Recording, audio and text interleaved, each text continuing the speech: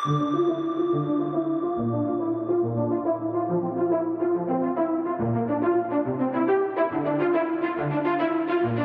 is the Multifaith Matters podcast. I'm your host, John Moorhead.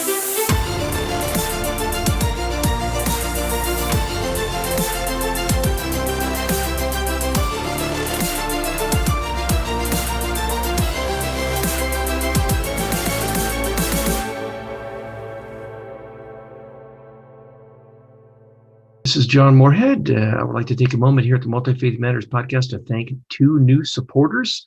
The first is Charles Randall Paul, who came on board as a monthly supporter, as well as Ryan, who goes by the handle ryanmsn.com, who supported through our patrons page. Thank you so much. This makes it possible, and we hope that other listeners and viewers will click our patrons page and help support us and help keep this podcast going. Thanks for your support. And I'm privileged today to have as my guest, Thomas K. Johnson. I'll read a little of his bio, and we're going to have a conversation this morning. Thomas K. Johnson is Senior Theological Advisor to the World Evangelical Alliance, the WEA, and he'll be talking more about that in this conversation.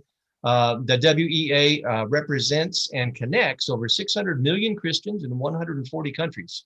Additionally, he currently serves as WEA Special Envoy to the Vatican and a Special Envoy to Engage Humanitarian Islam, and we'll be talking about that as well. He has long been a foremost international Protestant voice on human rights and religious freedom, including consulting with diplomats and religious leaders from around the globe. After an informal Bible college in Germany and university and seminary degrees in the U.S., Dr. Johnson received a Fulbright DAAD grant to research religious and philosophical responses to the Holocaust at the I'm going to butcher this German here, Universität Tübingen. Hopefully that's close. Universität Tübingen. There we go. Tübingen. Leading to a PhD in ethics and philosophical theology at the University of Iowa. He has been a pastor of Protestant churches in the U.S. and former Soviet Union and has served as professor of philosophy and theology at 11 universities in 9 countries, including the anti-communist European Humanities University in Minsk, Belarus, now exiled in Lithuania, Charles University in Prague, and Martin, is it Bucer? Martin Bucer. Okay. He is board president of the Comenius Institute. Boy, I should have read this like 2 or 3 times beforehand. and an ordained minister of the Presbyterian Church in America. Johnson has authored 9 books and more than 250 articles, essays, and book chapters in several languages. He has edited 25 books on religion and society, along with editing and translating numerous reports on human rights, religious freedom, and intrafaith and interfaith relations. His best known is Human Rights, a Christian Primer, a standard evangelical resource since publication in 2008. His 3 most recent books are on Knowing God as Trinity, on human rights, and on humanitarian Islam. Dr. Johnson, welcome to the podcast. Thank you. I'm glad to be here with you. Well, I'm privileged. I have been following what you're doing both on Facebook, and I think there's another, it might be academia.edu. You've got some of your work out there, and I subscribed and I keep abreast of what you're doing that you put out there. I like to begin these podcasts with a little background so folks know the life journey that has led to the works that they're producing and the positions that they have. Can you talk a little bit about your life experience and how it got you to where you are, particularly with the World Evangelical Alliance? Okay, my duties in the World Evangelical Alliance really have 2 foci, theology and human rights and religious freedom. And I've been active in both foci for a number of years. And that arises out of 2 experiences I had as a young man. In 1972, I was at the Munich Olympics, and which was, of course, shocking in itself because of the terrorist attack there. But I also went to visit the concentration camp at Dachau, which is about 30 kilometers northwest of Munich. And I was utterly shocked. It had been turned into a nice museum. And I was utterly shocked by the pictures that were taken at the time the concentration camp was liberated. That forced me to start thinking about what's going wrong in our world. Why are there such dramatic human rights abuses? That forced me to become a human rights theorist. On the other hand, couple of years later, I found myself in the middle of a small church that was rapidly on its way to becoming a cult, and started looking at questions of, well, what is their version of Christianity that I can really believe after this experience? Can I continue as a Christian? And that forced me to become a theologian, and then with the appropriate education. So that led me into now, many years later, having two areas of responsibilities for the World Evangelical Alliance: theology on the one hand, but also human rights and religious freedom on the other hand. And that's the long story. There's a lot of events along the way that led to this, but that's the very long story of my life. Well, it sounds like a great one. It certainly has resulted in some fascinating work that is very helpful for not only the body of Christ and Christians, but also for Muslims and others along the way. I want to talk about at least a couple of those. You've got two new books out. One deals with humanitarian Islam and evangelical Christianity, and it's called The Clash of Civilizations, a New Partnership for Peace and Religious Freedom. And folks can find in the program notes for this podcast, they'll find a link to it where they can purchase it, or it'll be listed on our resources page where they can access a PDF copy courtesy of the World Evangelical Alliance. How did the idea for this book come about, and can you kind of summarize the thesis of it? The idea came about rather dramatically about 2 years ago. I was, for a long time, somewhat familiar with the fact that in Indonesia, the relationship between religion and the state, or between Islam and the state, is different than in the Middle Eastern world. Indonesia is the biggest Muslim country in the world by a huge margin, because many of the other Muslim majority countries have rather small populations. Indonesia has a vast population and a huge Muslim majority, but they have a different relationship between religion and the state. And I had known that a long time because I lectured on church-state relations here and there. And then along the way, one of my friends, Paul Marshall, started investigating that farther and writing some articles on religion and the state in Indonesia and their distinctive theory of religions and state relations that they call Pancasila. And a little over 2 years ago, I wrote to Paul once and said, is there any possibility that you could get me into contact with some of these Muslim leaders who have this view of religion and the state? And he did. He said, oh yeah, he knew them personally, and he connected me on email. And then 2 years ago on Easter, there was, of course, the bombing of some churches in Sri Lanka.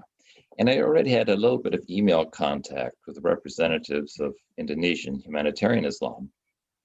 And about a week after the Sri Lanka bombings, about a week after Easter, they wrote to me and said, we want you to know that that's not us. We don't bomb churches. We're not that kind of Muslim. Can you help us to develop our communication with Christianity to let Christians know that that's not how we do things? And I got the email from them on a Sunday morning. I think it was a Sunday, 1 week after Easter. I was about to go to church. Got the email on a Sunday morning. Oh, that's an important email.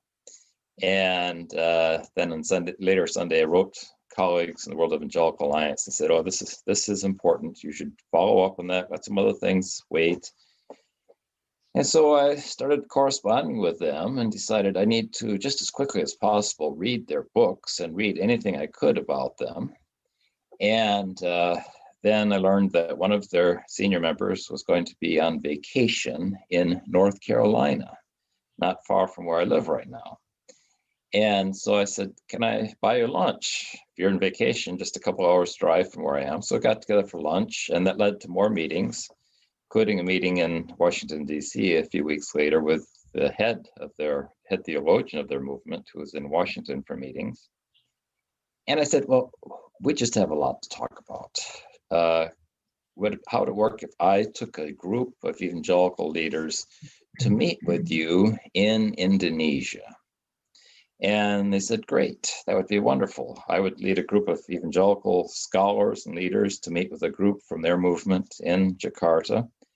And it happened that the World Evangelical Alliance was holding its General Assembly just an hour or so away from Jakarta. And so we set it up so it would coincide, so it would mean an additional trip all the way to Indonesia. And we met then. I think it was in November of 2019. We spent a whole day talking. We had 8 evangelical scholars and leaders whom I'd asked to participate. And it was a similar number from the Humanitarian Islam movement. We talked the whole day, from late in the morning till well into the evening, and decided at the end of that, we should start working together on some things related to religious freedom and all the surrounding issues. And so we started working together, and I realized there was no good book available in English about their movement. So I thought, well, I should write the book. So I did. And that's the book that was just published a few weeks ago. Came out, I think, in the US. I think it was published in the first part of March. It was a little bit earlier in Europe. It was a week or two earlier that it was published in Europe, I think. So that's the background of that particular book and how I got involved in working with this group of Muslims. Now, the book discusses humanitarian Islam. Is that a term that you have coined? Does it come from within humanitarian Islam itself? What are its origins, and how is it different from other expressions of Islam?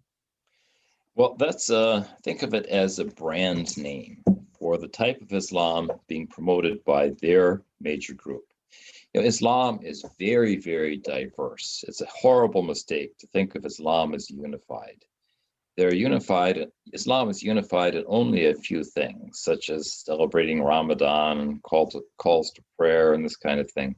It's really a vast, diverse group of religions that we and they also group together as Islam. But after ISIS became so violent in 2014, a group of Muslim thinkers in Indonesia realized they needed to more effectively communicate their version of the role of Islam in society, and that they needed a new brand name to do so. And so they developed the brand name Humanitarian Islam in English to communicate what their type of Islam has to say about the role of Islam in society. Now, it has older roots. Their parent organization is the Nahdlatul Ulama, which was founded in the 1920s in Indonesia.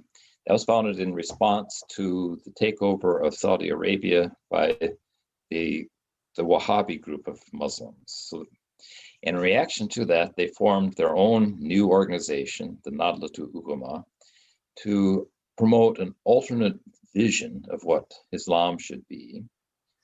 And in 2014, they decided that they needed a new brand name in English to communicate that more effectively.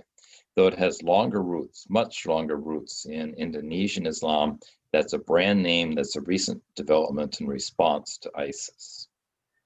And it's there, and they then moved to publishing very extensively in English. Before, their publications were in Arabic and in Indonesian. Now they're emphasizing publishing in English, and they've done a very nice job doing that, publishing a huge body of literature in 7 years about their version of Islam, humanitarian Islam, and all in well-edited English. Now, as you know, particularly in America, Christians, especially evangelicals, are challenged in relating to Muslims. There's a lot of stereotypes out there, reductionism, equation of all of Islam with violence. So what are the challenges that particularly American evangelicals, Christians in the West, as well as the Muslim world itself might face to embracing and relating more to this humanitarian Islam? Well, the first step is what I've mentioned, that you have to see that Islam is very, very diverse. And while the extremism has roots in certain types of Muslim orthodoxy, there are also alternate types of Muslim orthodoxy that really totally reject violence in the name of Islam. And the Indonesian humanitarian Islam is probably the most well-articulated version of nonviolent Islam that also has massive institutional roots. They represent 100 million Muslims. in America, we're used to our micro churches that have a few 100,000 members or something, if it's a big denomination. They represent 100 million Muslims in Indonesia. And as that's the institutional basis. And that's good to know that there are the type of radical Islam that often comes out of the Middle East doesn't represent a lot of Muslims. There are real alternative visions of Islam.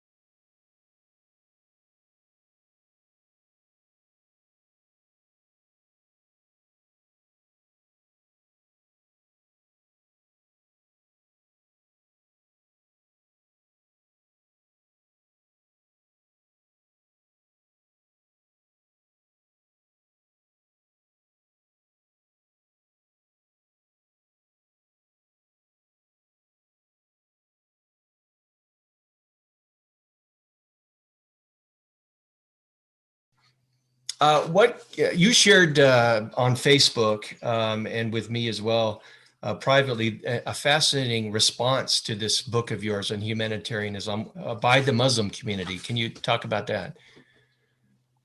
Well, yeah, here I am as a Christian theologian writing about Islam, and some of my biggest fans are Indonesian Muslims. So they're writing positive reviews about my book, and in fact posted the whole PDF of my book on one of their websites with a very strong endorsement. And so this has been, really unexpected for me, that here are some of my, and the book contains a whole lot about Christianity, because I tried to develop a broad-ranging comparison of humanitarian Islam's approach to life and society with my Christian approach to life and society. And so there's a whole lot about Christianity and Christian ethics in the book. But the people who are posting it on Facebook and writing about it are Muslims. So that's something that I am pleased with, but it's not exactly what I expected. So Go ahead. I think more Muslims are reading that book than Christians. Well, that was my next question. Are there efforts underway through marketing or promotion or what have you to get this out of the hands more of Christians, particularly, American evangelicals, so that they can understand, learn about, and seek out those who are promoting this humanitarian Islam? Well, yeah, there's efforts underway, but this book was really written for American evangelicals. Okay. American evangelicals are just a small part Right. of the evangelical world. There are, just belonging to the World Evangelical Alliance, there are 600 million Christians in 140 countries. The United States is one of those 140 countries. Right. So I'm not writing just for American evangelicals. The United States is one of the 140 countries for which I have to write this book. So let's not make American evangelicals too important. They're only one of the 140 countries. So it's not written for American evangelicals. Of course, I'm very glad if they read it, because I think American Christians need to engage with Islam at a high level, not at the level of stereotypes. So it's not just for American evangelicals, but also there may be themes in what I'm suggesting as a Christian alternative to humanitarian Islam, or a Christian comparison that might be valuable for Christians in America to consider. So that's, I don't know if that doesn't exactly answer your question, but maybe to something to discuss further. Yeah, no, that's helpful. Since the work that I do is largely aimed at American evangelicals to try and change that mindset the theology by changing the psychology underneath it as to why they're so defensive towards religious others, particularly the Muslim world, but certainly evangelicalism is not limited to America. In light of the challenges that American evangelicalism faces now, given your work on the international scene, who would you say might be some of the better candidates in world evangelicalism for charting a pathway forward? Well, I worked for the World Evangelical Alliance, and I'm very fond of what the WEA is doing. For a long time, our pathway has been to go talk to people. And that was true when Ephraim Tendero was the head of the WEA. His background from the Philippines is when there were Muslim terrorists in the Philippines who were killing people. He, as a representative of the churches in the Philippines several years ago, just went and talked to them. And just walked into their compound and said, shoot me if you want, but if you don't shoot me, let's sit and talk. So they sat and talked. And that led to profound changes in the Philippines. Instead of talking about Muslim terrorists, he went and sat down, he found them, went and sat down and talked with them. And for many years, the new Secretary General of the World Evangelical Alliance, Thomas Schirmacher, has been going around the world to sit down and talk with Muslim leaders in as many countries as possible. For a few years, he went to one or two top Muslim leaders every month. So he was traveling constantly all over the world, but in all the major Muslim centers, he would identify who were the key Muslim leaders at the national level and ask if he could go talk with them, just go have coffee with them. And that's one of the things we have to do is go talk to people. Don't just talk about them. Then you end up with some fictional story about who they are and what they think. You have to go talk with them and then read what they have to say after you've talked with them. And that leads to an entirely different outcome. Yes. And for me, as I've been writing this book about humanitarian Islam, I've been corresponding with their leaders regularly. This morning, I had emails with their leadership about things we're working on. We're working on writing a book together. And I wrote a part of a chapter for that book this morning and sent it to them. So what do you think of how I phrased this? So I guess my suggestion is, instead of stereotyping what 1.6 billion Muslims must be like, to recognize the variety and go talk with them and read what they have to say. And you'll see that some of them are quite different. That's very helpful. Should not be concerned about Muslim extremism. Right. The people I know who are the people in the world who are the most concerned about Muslim-inspired violence are Muslim leaders. I have never seen people who are so appalled, disturbed by Muslim terrorism as Muslim leaders.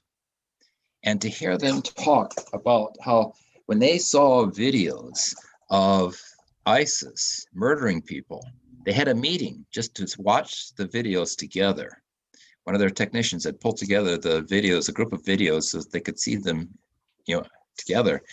And they were just screaming in agony as they saw what was happening. And then saying, these are Muslims who are trying to promote what they see as Orthodox Islam. And they were the ones who were just shrieking in horror at what they were seeing. So we have to see there's this, some Muslims are very morally sensitive people who are appalled at violence. I appreciate your call and reminder for a broader, more informed sense of both the Muslim world and evangelicalism. I think many times in America, we kind of get the idea that we're about all that's important, and what our understanding is the only understanding. So your call is extremely important. You've also recently released a second book, The Protester, the Dissident, and the Christian, Essays on Human Rights and Religion. You said before we started the program that they had different histories. What's the story? How did that volume come about? Okay. Well, perhaps you're old enough to remember the fall of the Berlin Wall. Of course. I remember my wife and I watched these vivid scenes on television of people standing on the Berlin Wall and then later knocking it down with sledgehammers and this kind of thing. And that was interesting for me, partly because I had seen the Berlin Wall from both sides. I had been in East Berlin when I was a student and actually physically saw the Berlin Wall from both sides, from East Berlin and from West Berlin. And then seeing people standing on the wall and then knocking it down shortly later. And then in 1994, went with my wife and then 3 small children to teach in a dissident university in the former Soviet Union. This was a university that was started by opponents to communism, many of whom had suffered because of their interaction with communism, their criticisms of communism during the communist era. So some of these were sort of hardcore anti-communists who were Russians and Belarusians. And they had started a pro-democracy university they called the European Humanities University, or in Russian, the Evropsky Humanitarny Universitet. And that was in Minsk, Belarus. And I got the opportunity to go there as a visiting professor of philosophy for about 2.5 years we lived there. And as soon as I got there, I realized that one of the key issues in their environment, philosophical issues in the situation, was how to talk about human rights. That was the background for everything they were doing, but there was the discussion of how we should talk about human rights needed some development, I thought. So I started lecturing on human rights theory in my university courses. I had a lot of freedom in terms of what topics I would choose. I was teaching introductory philosophy classes for freshmen and sophomores, part of their general humanities program. And so I was teaching there. Also got some opportunities to speak for conferences of professors in the region from Belarus, Ukraine, and Russia. These are professors, usually philosophy and history and sociology, who were talking about the transitions in their society. And so I gave some lectures on human rights theory there. And that's the background. This forced me to go more deeply into thinking about human rights. What do we as Christians have to say about human rights? And there's a lot to learn. I had a lot of reading to do, a whole lot of homework to do, a lot of thinking. And that led to some books. And this recent book, The Protester, the Dissident, and the Christian, is really my third major effort to write on this subject. Well, as the subtitle indicates, the book has got a number of different essays. What are you trying to steer the reader towards with the various essays? What's some of the takeaways that are important for them? Okay, well, one of the important takeaways is the source of human rights. One of the things that it struck me early when I was studying different theories of human rights is that one of the key issues can be phrased as, where do human rights come from? What is the source of human rights? And the communist theories generally were saying that rights come from the state or from the party or from society. The Western secular theories typically said in some complicated way that rights come from the self. The self generates rights. That through our interests and desires, we create rights for ourselves. And they wouldn't phrase exactly like that, but that's how I understand what they're trying to do, that the self creates rights. And as Christians, or really as all Christians, Jews, and Muslims would probably say, rights are a gift from God. And therefore, it's not something that comes from the state. It's not something that comes from myself. And that sets a framework for how we should think about human rights. Now, that's one of the key issues I started thinking about 27 years ago or something, is what's the source of rights? But then that leads to the issues of what rights do people have? And we have this problem in the last 50 years roughly, of the United Nations constantly developing new rights. Some people joke that the new week, United Nations must have developed a new right already. So it's the right of the week kind of thing. And that discredits the whole undertaking. In the communist world, the state gives, the state takes. So if the state gives you a right this week, it might take it back next week.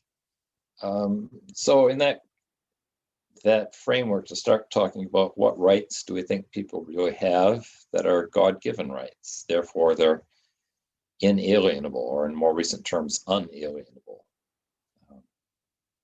So that's the kind of thing I would most interested in communicating, and approach that from several perspectives in that book. I know you're working on a much broader scale in terms of a global type of thing, but again, my context is here in America.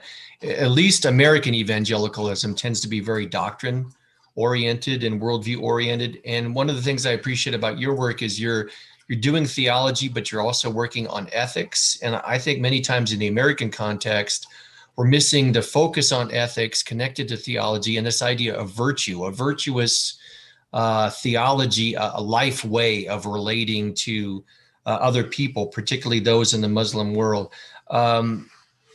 Would you have any thoughts on that, and on how we need to continue to work on theology? I think theology is very important, but connecting that to ethics and other things are very important as well. Yeah, well, I suppose for American evangelicals, part of the background is a reaction against liberal Protestantism as it developed in the 19th and early 20th century. And this is far overgeneralized, but generally speaking, liberal Protestantism reduced the importance of core Christian theology, and in some cases denied parts of theology, so that you would have people saying the resurrection is unimportant and the miracles in the Bible probably didn't happen and this kind of thing. And that therefore the theological component of classical Christianity was reduced or denied in some types of liberal Protestantism. And all that was left was what they said about ethics. Now, what they said about ethics was unstable. So what liberal Protestantism has said about ethics changes every generation. In contrast to that, the fundamentalists and then evangelicals in America emphasized core doctrine, the resurrection, the miracles of Jesus, the incarnation, this kind of thing, and that was necessary. However, there have been times when we may have talked about ethics too little in American Christianity, and so there may be need for some development there. And I suppose my book is partly a suggestion in ways in which that can develop. My book on humanitarian Islam includes a major section on Christian ethics, and I hope that contributes to the discussion of ethics among Christians in the United States as well as elsewhere. Perhaps you found something there that was interesting to you that I was suggesting in regard to Christian ethics. Yeah, I certainly do think it's very helpful. In my opinion, when I think one of the other elements or dynamics involved is there's so much emphasis also on evangelism, proclamation, and seeing the other convert, which is important. However, then I think it tends to color and shape other things that we do, so that relating to the other is viewed in terms of a strategy. What's the best strategy and plan, rather than how does it flow out of an ethic of love for the other, where I relate to them and want to see them embrace my faith, but I still love them and care for them regardless of whether or not they do. So I see some of what you're suggesting very helpful there. Yeah. I don't think our relationship with our non-Christian neighbors should only be a strategy to convert them. That's one element in what we're doing all the time. I try to, in everything I do, I try to say something about the gospel. If I'm speaking for a group of diplomats, which happens regularly, or a group of people who are representing various religions, which also happens frequently, I try to include something about the gospel of Christ, because what I do as a Christian minister is the proclamation of Christ. But that's not all that I do. And that's the problem. If we think of this as all that we do is trying to convert people to Christ, then we've got something out of balance. I'd like to draw on the classical Reformation discussion of the relationship between law and gospel, the law of gospel and the law of God and the gospel of Christ. And what we have to do as Christians is talk about both. We have to believe in both the law of God and the gospel of Christ. We also have to talk about both. And God's moral law has multiple functions in our lives and in the lives of people who are not yet Christians. Everyone lives in God's world. And God's moral law is built into the fabric of creation, so that everywhere people are, they are engaging with God at some level because of an unrecognized demand that's all through life that comes from God. So people are always wrestling with God in some way or another. And that's broadly centered around God's moral law, which is built into creation, built into conscience, built into human reason and relationships. And so I see talking about the gospel as taking up a conversation, or maybe an argument that people already have with God. But I don't only talk about the gospel of Christ, I talk about a lot of other things too. One of those is the moral law, the universal moral law that we Christians used to call the natural moral law. And so there's a lot more to talk about than just a strategy to evangelize people, because God is doing more than evangelizing. I couldn't agree more. Thank you for sharing those thoughts and giving me that feedback. You do work in religious freedom. We've had several podcasts here dealing with the issue of religious freedom, and where we articulate the need for religious freedom for all, and not just for Christians. Unfortunately, again, in the American context, in my opinion, I think we tend to emphasize Christian freedoms often at the expense of others, so that it becomes a form of Christian privilege. Can you talk about why it's important for Christians not just to support their own religious freedom, but why should we be concerned even for those where we tend to have negative perceptions, whether it's Muslims or atheists or what have you? Why do we all lose if we don't support religious freedom for everybody? Well, first, let me just note a bit of history.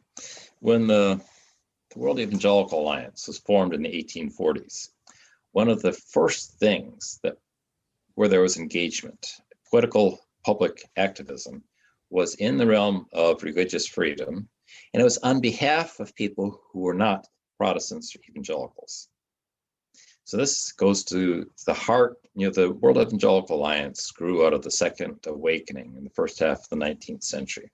It's in the 1830s and 40s we have a lot of the Christian anti-slavery movement coupled with aggressive world missions activities. The World Evangelical Alliance grew out of that combination of real concern for evangelism, real concern for anti-slavery efforts, and real concern for religious freedom for people who were not evangelicals. So those were some of the core ideas in the surroundings when the World Evangelical Alliance was formed in the 1840s. So this is not new. And one of the questions is why do we believe in religious freedom? What's the basis?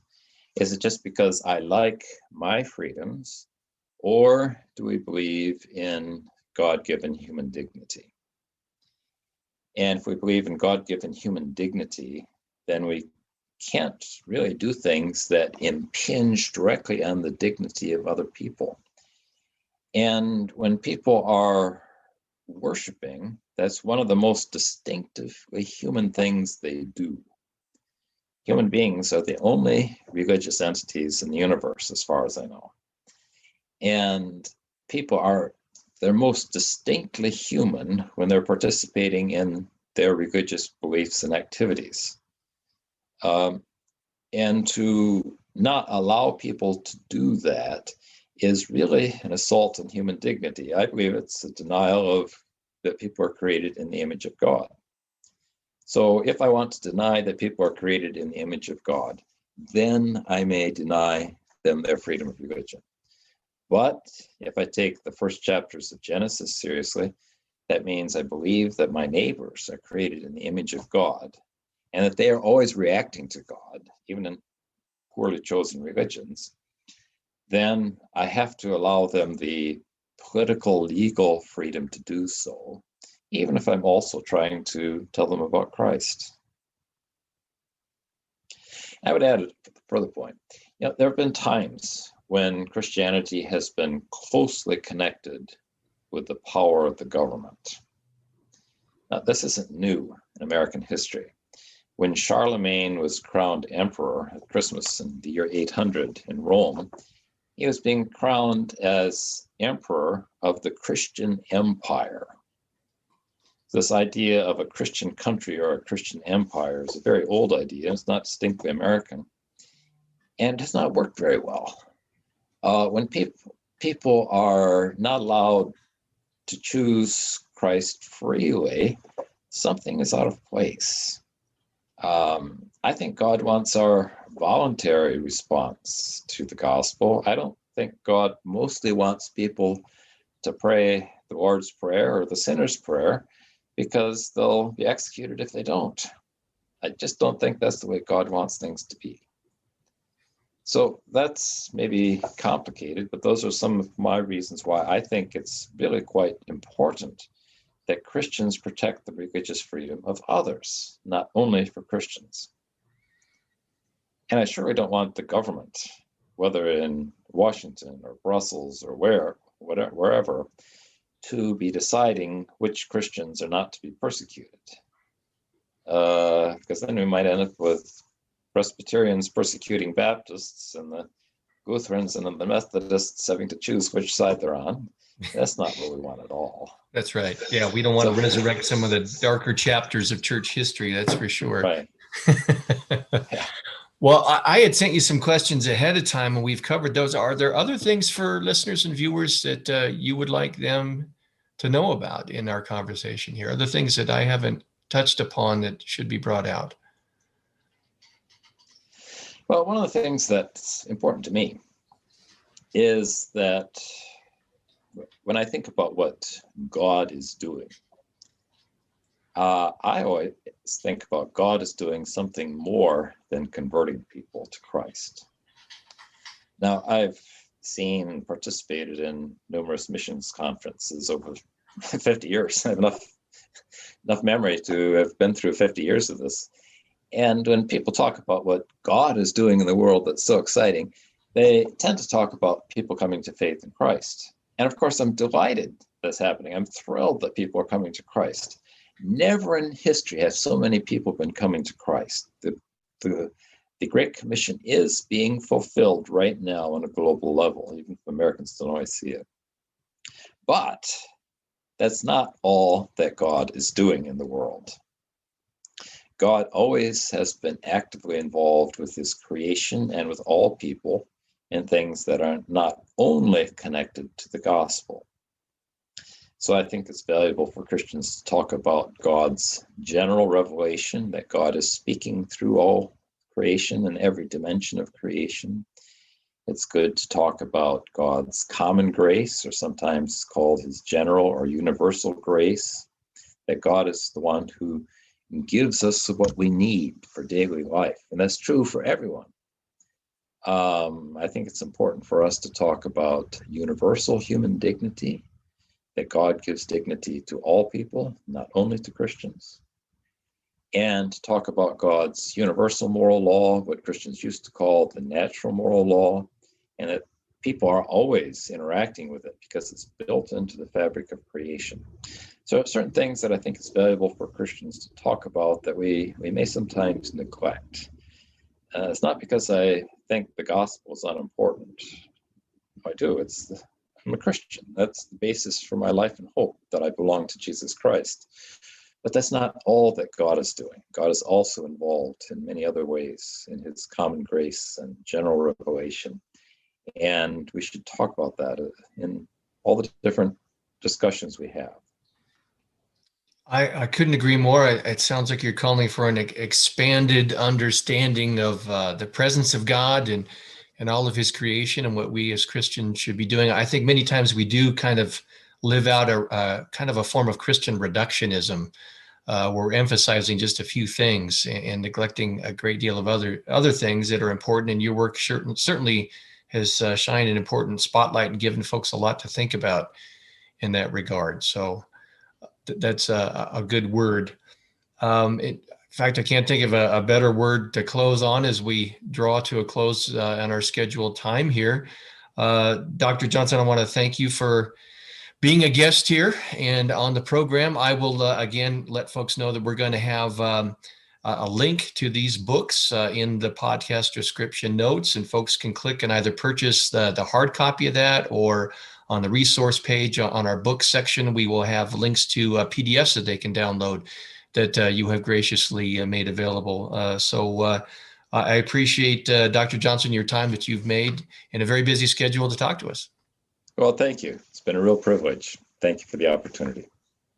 Again, this is the podcast from Multifaith Matters. I'm your host, John Moorhead. Please click on these links and take a look at what Dr. Johnson is doing. We'll have a link for the World Evangelical Alliance. Get involved in what is going on there. We thank you so much for watching and listening. Until the next podcast.